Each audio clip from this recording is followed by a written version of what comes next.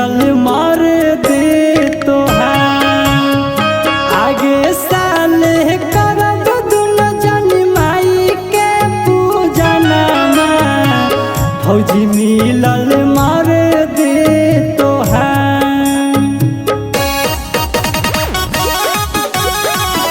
Mix by सायन recording studio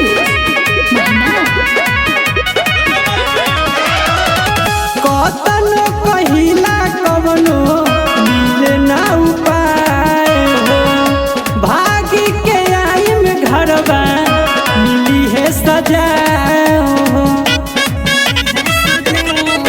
हाँ कतन कहिला कवनो मिले ना उपाय हो भागी के आई में घरबा मिली है सजा जाके कही हमारी भिड़िया मरद हौए मोर लचिया आगे साल करब दुनो जनी माई के पूजनमा फौजी मिलल मार दे तोहार आगे साल करब दुनो जनी माई के पूजनमा फौजी मिलल मार दे तोहार।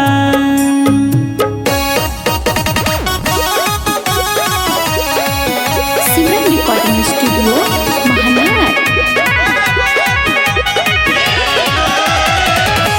अनिल देहाती माई के मंडप सजाई हम राजा कुमार तोहर गाना खूब गाई हम। अनिल देहाती माई के मंडप सजाई हम राजा कुमार तोहर गाना खूब गाई जे मंदिर में जाके माई के करम जय जय के आगे साल दुनो जन कर माई के पूजनमा फौजी मिलल मार